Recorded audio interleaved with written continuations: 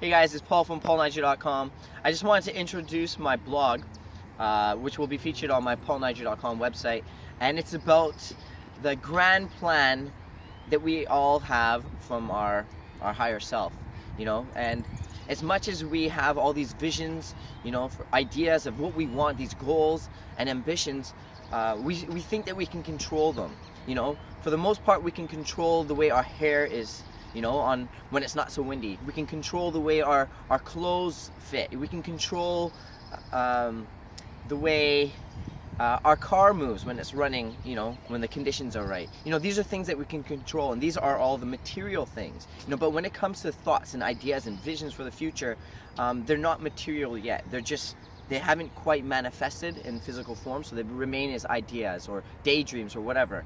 So as we plan on fulfilling those desires, and not in the not too distant future, we kind of think, well, by 6 months from now I'll be driving this car, I'll have this much money, I'll be living in this place, or whatever it is. 6 months come down the road and things have changed. Like all of a sudden we thought we were doing one thing, we're doing something entirely different, or we're still working towards that goal that we had 6 months ago. So what I'm saying is that not everything works out in the way we had anticipated, and it sucks. Sometimes we're so headstrong in achieving a certain way that we can't. So what happens is the universe has a different plan for you, and as much as we try to resist it and get mad and think life sucks and whatever, that it is something that's meant to be better for you. So for example, I remember around 2007, 2008, I was sitting in Chinese medicine. I was studying 6 years. And I remember sitting in front row in the class, and the teacher's doing his little discussion, and I just kind of zoned out, whatever he was talking about. I remember the teacher, I can't remember exactly I think he was talking about the different Chinese medicine meridians. Anyways, and I had this vision of me in the future, and all I remember seeing is hardwood floors, and I was doing something, like it looked like something to do with physical fitness, and maybe even martial arts. I wasn't quite sure, and it was odd. I felt really good when doing it. I felt so I was like, man, that was great. Like it was like a weird daydream that I just felt so into. But as I came out of it, I was thinking to myself, I was like, what was that? What was that all about? Like, I'm spending my life savings and 6 years of my life studying traditional Chinese medicine. In my mind, I wanted to open up a clinic. I had even my specialty coming down. Like, I wanted to specialize in working in people that were athletes, or working with people who had back issues, and I had that in mind, and I was like, well, I'm not going to open up a dance studio. What is this? Hardwood floors, martial, like, how does that work? Like, at that time, I wasn't even training martial arts. And as years went by and I had graduated from Chinese medicine, things had taken a different route. I was no longer practicing Chinese medicine.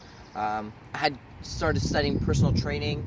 I did that for a while. Then I started studying yoga, and then I started doing stunts, and I started writing books. I started doing all this other stuff, and then it was weird. Like I tell you, just a few months ago, I was sitting in my current yoga studio that I have now, the Yoga Dojo. Check it out, yogadojo.ca. And I was sitting there, and I was looking around. I was like, what the heck? This is exactly what I saw back in 2007, 2008. As much as that wasn't even part of my plan, but it seems like the universe has something better planned for me. As much as I struggled and I tried to do all these other things, thinking I didn't want to open up a dance studio, thinking I didn't want to open up a martial arts studio, I did something that was actually on par with something I had written to myself back when I was 11 years old. I wrote a contract to myself saying I was going to open up a martial arts studio. I was going to study 3 different styles of martial arts and combine them and make my own. And then I was going to be a stuntman, just like Bruce Lee. And I was going to have this studio and teach people and become so popular. And it was really weird. And I look at the studio, and that's somewhat kind of what I did. I created my own style of yoga. I became a stuntman.